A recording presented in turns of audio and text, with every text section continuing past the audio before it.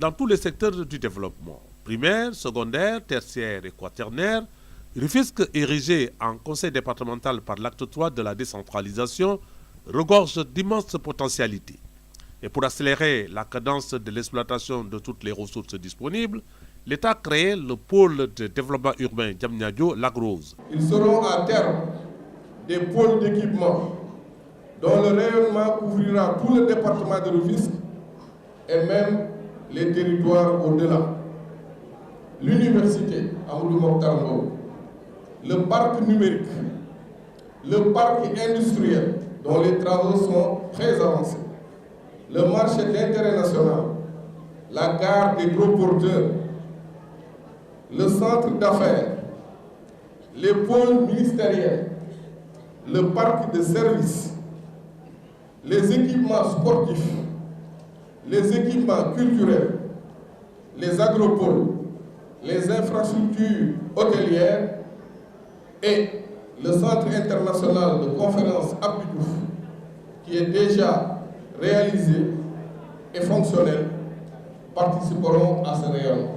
Couvrant une superficie de 67,5% de la région de Dakar et une population estimée à 400 000 habitants, le département de Rufisque veut se doter d'un plan de développement départemental quinquennal sur la voie de l'émergence. C'est autour du cadre stratégique de référence, le PSE, qui va sous-tendre l'élaboration de notre PDD, qui est bâti notre ambition pour Rufisque.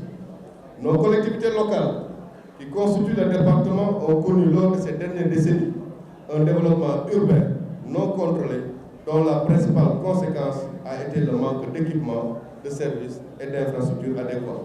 Ce cadrage doit bien entendu se construire autour du plan Sénégal émergent en tenant compte des pôles urbains prévus dans le département à Diamniadio et au Lac Rose. Le ministre du Développement local et des collectivités locales a présidé le lancement des travaux en présence de son homologue de la pêche, Oumar Gueye.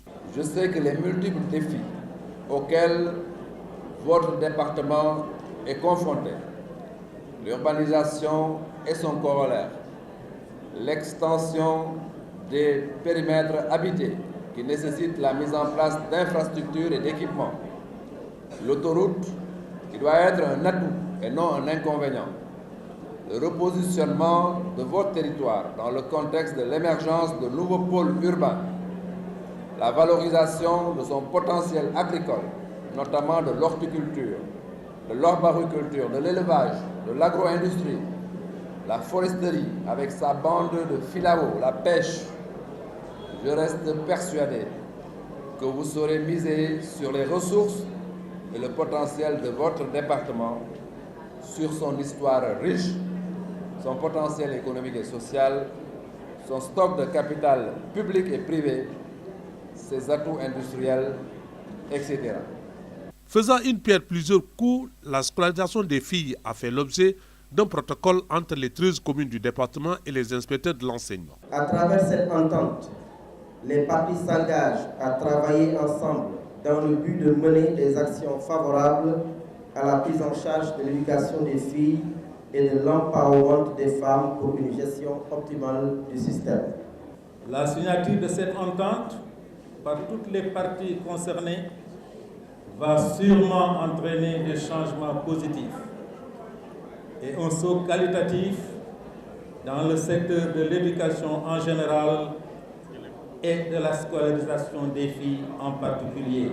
Lors de la cérémonie de signature, le ministre de l'Éducation, Serigne Mbaye Thiam, a salué l'initiative et rappelé plusieurs projets de l'État en cours ou en perspective dans le département de Rufisque. En même temps que la signature de l'entente de coopération entre les collectivités locales et les autorités locales pour la promotion de l'éducation des filles.